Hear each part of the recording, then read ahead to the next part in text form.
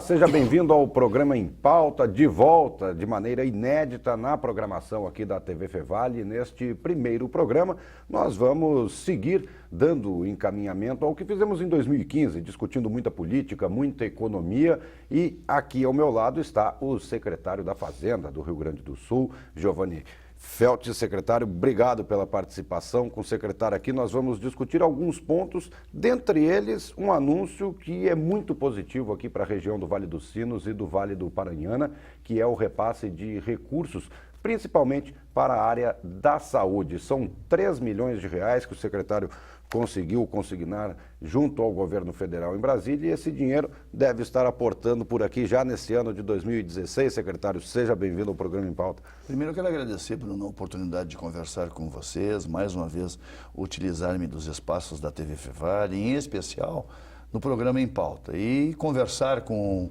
a comunidade do Vale dos Sinos, do Caí, do Paranhana, que é a área de abrangência e atuação da TV Fevale. Estou à disposição. E fico feliz também que a repercussão do mandato eventual e momentâneo de deputado federal, que ocupei durante alguns dias antes de assumir a Secretaria da Fazenda do Estado do Rio Grande do Sul, possa ter permitido carrear alguns recursos para a nossa região, em especial para a área de saúde, como tu bem enfatizastes, em especial Novo Hamburgo, 600 mil para o Hospital Geral, Campo Bom, 600 mil para o nosso hospital em Campo Bom, 400 mil para o hospital em Sapiranga, além de outros investimentos das mais variadas cidades, como São Vendelino, como Portão, como Capela de Santana, como Canela, enfim, recursos para que as populações possam, tanto quanto possível, terem minorados os seus problemas nas mais variadas áreas, em especial na área tão nevrálgica que é a área da saúde pública. Certo, isso eu ia perguntar para o senhor, essa decisão de repassar 75%, se eu não me engano, desses recursos que o senhor conseguiu arrecadar para a área da saúde é em preocupação justamente por ser um setor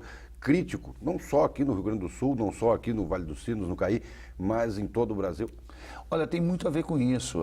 Você percebe, de certa forma, alguns movimentos que procuram atacar o Sistema Único de Saúde. Ele tem defeitos, ele tem dificuldades de financiamento, não tenho a menor dúvida, mas quer me parecer que este é o grande bem que a população deve preservar. O SUS, o Sistema Único de Saúde, ele é com certeza um motivo de inspiração para o mundo inteiro, na medida do acesso universal, que privilegia e protege especialmente a classe trabalhadora, em específico e particular, e isso seguramente nos induziu a carrear um percentual mais significativo exatamente nessa linha de raciocínio que tu abordaste agora há pouco, que é exatamente para a saúde. Então, o SUS serve, como o senhor falou, de modelo, ele é exemplo e foi citado em várias reuniões, em vários encontros do G8, encontros da ONU, como um modelo a ser seguido, né? O que a gente precisa fazer para que ele realmente no Brasil ele saia desse modelo de gestão da saúde do papel e comece a se tornar de forma prática bem sucedido? Um pouco mais pragmático, um pouco mais de mecanismos e ferramentas modernas de gestão e acompanhamento, mas também um bocado mais de responsabilidade e corresponsabilidade, quer seja do usuário do sistema, homens e mulheres que acorrem aos postos de saúde, aos hospitais públicos, ou que buscam clínicas para exame e tratamento, mas também em relação à observância do bom comportamento dos profissionais que atuam na área da saúde. Seguidamente, a gente é impactado com notícias não tão positivas dos abusos, dos desvios, dos preços exorbitantes. Isso, de certa forma, traz um complicador muito grande para que o SUS se sustente adequadamente. Nesse somatório, você percebe as dificuldades. No entanto, o sistema ele deve ser defendido, o que quer me parecer, ele é importante, ele protege definitivamente. Nunca teremos uma saúde pública que imaginássemos pudesse dar cobertura total às nossas dificuldades, aos nossos reclamos, porque não há dinheiro para isso no país inteiro. E também nem nos países mais modernos do mundo, mais desenvolvidos, você tem uma saúde pública que não mereça reclamos, algumas críticas, incompreensões. Não vamos exigir de um país subdesenvolvido que tem o nosso, que nós tenhamos tudo isso arrumado. Estamos num processo de evolução. E essa gota de 3 milhões de reais em boa dose para a área da saúde aqui, para alguns municípios da região, é com certeza a forma de contribuir que nós temos, carregando esses recursos que possam minimamente dizer, preservemos o sistema e melhoremos tanto quanto possível, cada um fazendo a sua parte. E ao usuário, antene-se um pouco mais naquilo que é colocado, nos expedientes que depois cobram lá do sistema. Observe-se detidamente o exame que está ali constante é efetivamente aquele que foi realizado. Isso tudo são mecanismos de controle social fundamentais e importantes que nós todos deveríamos coletiva e solidariamente fazer em relação a todas as atividades, porque afinal de contas isso produz melhor efeito, melhor gestão e, com certeza, melhores resultados no atendimento da população. Na avaliação do senhor, a população ela tem essa obrigação, esse dever de também auxiliar o governo no controle?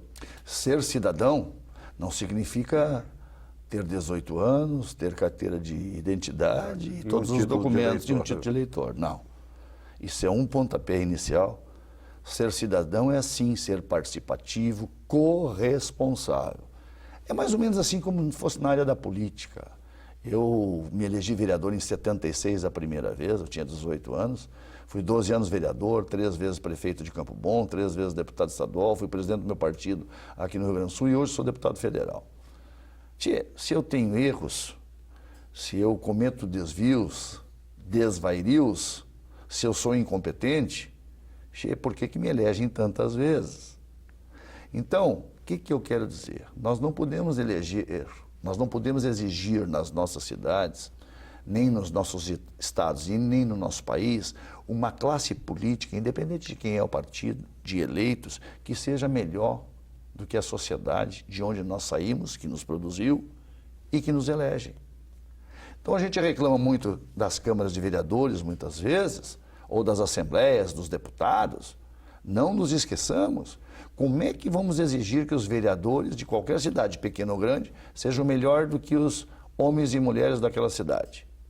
Eles são o reflexo daquela sociedade, com as suas coisas positivas, com seus equívocos, com seus desvairios, com as suas incompetências, com as suas competências, com o seu comportamento ético e, eventualmente, os seus comportamentos não tão éticos assim, ou aéticos. Então, olha, vamos revisar isso. A sociedade e a cidadania exigem, na plenitude, nós exercitar o controle social sobre tudo e todos, desde que nós também respeitemos o outro, a sua individualidade e particularidade, o seu espaço e o direito, mas também preservemos de forma aguerrida o nosso. O senhor acha que falta um pouco de interesse, um pouco não, vamos dizer bastante ou muito interesse na política, um aprofundamento melhor político, socioeconômico da própria população para que possa justamente fazer isso que o senhor acabou de afirmar aqui, cobrar dos seus representantes, seja na esfera que ele estiver representando? E também a forma, Bruno, de fazer essa cobrança. E os amigos do Em Pauta seguramente têm aqui oportunidade, em outras entrevistas que fez o ano passado e vai fazer durante o transcorrer de 2016, oportunidade de amealhar maior volume de conhecimento. Talvez isso também se relacione àqueles que têm votado em mim, quem sabe até equivocadamente.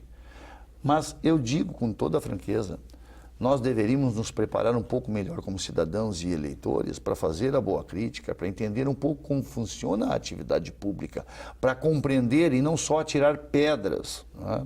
Por outro lado, muitas vezes pessoas, não quero nem saber de política, isso me dá asco, isso me dá nojo. Bom, se você não quer saber de política, se isso te dá um certo asco, um certo nojo... Você está prejudicando seu vizinho. Bom, tu está me dando espaço, digamos que eu não seja uma pessoa das mais adequadas para fazer o que eu quero com maior volume de liberdade, porque afinal de contas, te dá asco, te dá nojo, tu não quer saber, tu só vota por obrigação. Aliás, tratando-se de voto por obrigação, se o voto fosse obrigatório, uma boa parte, ou a maioria não iria votar, muito provavelmente.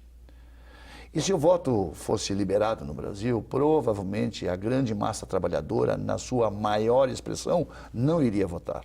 Iriam votar aqueles das classes mais abastadas que têm interesses e compreensões mais definidas sobre o que lhes interessa. Quem iria se eleger? Mais ainda os representantes dessas classes sociais.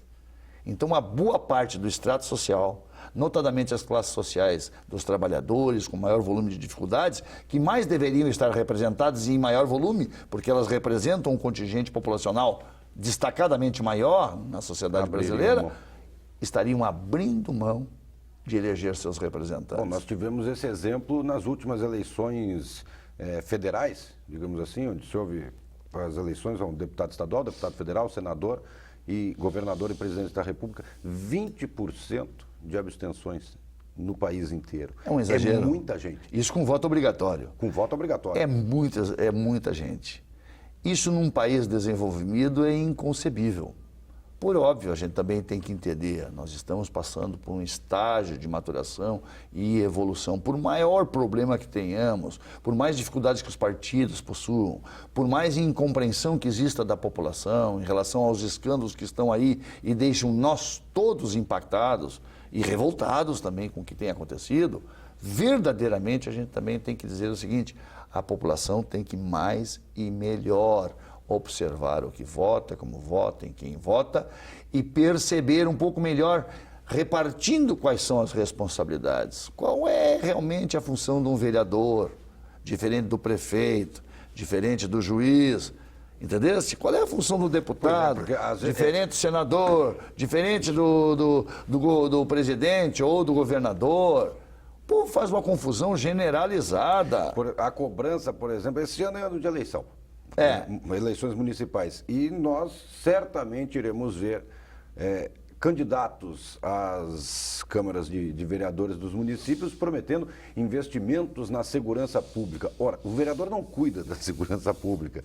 E acaba também, por esses discursos, a população se confundindo um pouco. Né? Porque nós temos dois viés. Um viés da conta, um caminho da conta de... São três formas de você fazer campanha. Uma, Bruno, você diz a absoluta verdade como as coisas são de acordo com as tuas convicções, com as tuas crenças e com o teu conhecimento. Se você disser exatamente como as coisas são, muito provavelmente não te elegerá a nada. Provavelmente nem a síndico do prédio. Tem uma outra forma, tu diz tudo o que o povo quer ouvir. Tu só fica na zona de conforto, fica de bacana. Muito provavelmente tu vai te eleger. E tem uma outra forma. Tu não mente, tu omite. Não diz tudo, porque se tu disser tudo, tu acaba não te elegendo, se elege o outro que mente descaradamente. Promete, isso aí. Acontecer. Isso. Então tu omite algumas coisas como elas verdadeiramente são. E diz outras. Cria a expectativa, infunde a esperança, enfim. E, de certa forma, tem um cabedal histórico que possa te sustentar para fazer isso. Eu procuro seguir nesta linha, nessa toada, nessa corrente. Outra coisa que eu acho que é interessante também. A população reclama muito da corrupção e, adequadamente, eu também reclamo. Mas, vamos lá. Quantos não são aqueles quando chega um candidato de qualquer partido, em qualquer cargo, e só voto se pagar uma gelada? E outros não resolvem um problema na minha carteira de motorista. Tu não consegue tirar os pontos das multas que eu tenho não sei de onde. Tu não consegue me parcelar o IPTU. Tu não me dá um jeito, uns canos para minha entrada lá em casa ou para o meu sítio. É a venda do voto, né? Tu quer o quê? Vai exigir o quê dos deputados? Eu quero é me arrumar. Bom, quando tu quer te arrumar, isso vale para os políticos ou do povo, seguramente tu está desarrumando todo da sociedade e, de modo geral, ferindo, com a tua individualidade sendo abastecida, ferindo um legítimo direito de todos ter e contemplar os mesmos direitos e os mesmos benefícios. Certo. O senhor, recentemente saiu uma pesquisa, bom, o senhor também deve saber, várias, diz que a classe política hoje no Brasil é a que é menos acreditada, né? A que menos tem credibilidade perante a população. Mas diante de tudo isso que a gente está conversando aqui nesse início de programa, eu queria fazer uma pergunta para o senhor, que há essa discussão. Falando em termos de Congresso, que é onde hoje nós temos o principal problema hoje do país acontecendo, com denúncias, escândalos de corrupção, né? O Congresso é o espelho do povo ou o povo brasileiro é o espelho do Congresso? Não, o Congresso é o espelho do povo. Porque a corrupção já vem lá de baixo. Começa de baixo, na pequena coisa. É o que o senhor falou, aquela tentativa de subornar o guarda para não receber a multa. É sentar no banco das pessoas que têm o direito de sentar por terem mais de 65 anos de idade no banco do ônibus. Entrar na fila de idoso no supermercado. Exatamente, é pular por cima da catraca. entendeu? É furar a fila do banco. É todo um processo cultural. É o famoso jeitinho É o brasileiro. famoso jeitinho brasileiro que, eventualmente, até eu possa, em um determinado momento, ter me Às vezes, utilizado. todos nós fazemos, Ou todos porque nós. se E o tornou que comum. é verdade é que, muitas vezes, a gente exalta essa capacidade do brasileiro de ser criativo, entre aspas, quando, muitas vezes, não é exatamente Essa criatividade. criatividade não é pro bem. Esse é o problema. Então, isso vai induzindo, vai induzindo. E o fato de fazer uma avaliação bastante ruim por parte dos parlamentares, primeiro, isso é mais ou menos corrente no mundo inteiro, até pela incompreensão, mas talvez nem tanto quanto num país como o Brasil, que seguramente alguns mecanismos de preservação e compreensão deveriam ser mais estimulados. Nós temos aí uma educação, especialmente no ensino básico, fundamental e básico, cada vez mais com índices piorados nas últimas décadas. Nós temos dificuldades enormes também do ponto de vista dessa briga e essa sanha da individualidade pelo seu espaço, pelo seu ganha-pão, que é legítimo, pela ascensão social, pela ascensão na carreira profissional. Nós também temos aí a família tendo um outro viés de comportamento. Nós temos uma intromissão favorável por um lado, mas quer me parecer um pouco complicada por outro, dos mecanismos da tecnologia da informação que nos bombardeiam vigorosamente. Então, aquele contato mais epidérmico, pais, filhos, família, aqueles encontros que eram fundamentais, hoje praticamente não tem muito significado em boa parte das famílias do Brasil. Isso tudo influi, com certeza, na forma de nós sermos, de estarmos apartados e descompromissados, uma visão um pouco mais particular, individualista. A gente consegue perceber casais de namorados que imaginávamos deveriam estar ali, não necessariamente trocando juros de amor, mas conversando, discutindo, projetando, rindo, se acariciando, se querendo bem, obviamente fazendo esse tipo de manuseio exatamente com um aparelho eletrônico, cada um a seu jeito, e a gente não se apercebe exatamente dessas coisas, né? E é essa vida que nós temos. Mas te diria o seguinte, isso muito influenciado, muitas vezes, também pelos discursos que nós fizemos. Não necessariamente eu e a maioria, quero me parecer, dos mais variados partidos. É que nós viemos também de algumas décadas de alguns discursos que vendiam o paraíso, como se fosse fácil, como se existia merenda de graça. Não existe merenda de graça. Não existe, em alemão, Frühstück de graça. Alguém tem que pagar. E alguém paga. Ou é a tarifa do ônibus que tem que ser ampliada por conta de que existe um sem número de pessoas que são beneficiadas pelo não pagamento, que é legítimo em termos de proteção social e cobertura, é um papel do Estado a ser feito, o Estado como ente federado, o Estado representado pelo município, o Estado representado pela União, por todas as esferas de poder. E essa cultura, de certa forma, introjetou na cabeça das pessoas, acho que produzindo um efeito nefasto, absolutamente abominável, de que, bom, estamos ricos. O Brasil agora sim chegou lá na sua plenitude, tem dinheiro para tudo, tem isso, tem aquilo, é uma beleza. Está resolvido os nossos problemas. E perdemos grandes oportunidades nos últimos anos, grandes oportunidades onde o mundo crescia vigorosamente, especialmente a China, a Ásia como um todo. E agora estamos pagando um pouco o efeito daquelas irresponsabilidades e excessos que cometemos de alguns anos para cá. Certo. Secretário, vou pedir um tempo para o senhor, que nosso primeiro bloco já se esgotou esse tempo. Nós vamos fazer um pequeno intervalo e daqui a pouco a gente volta com o secretário da Fazenda do Estado do Rio Grande do Sul, Giovanni Feltes, para discutirmos ainda mais essa questão de economia e política. E no segundo bloco, secretário, vamos falar um pouco de situação financeira aqui do Rio Grande do Sul e esse relacionamento com o governo federal. Estamos à disposição. A gente consegue melhorar um pouco aqui. O programa em pauta volta daqui a pouco, não sai daí.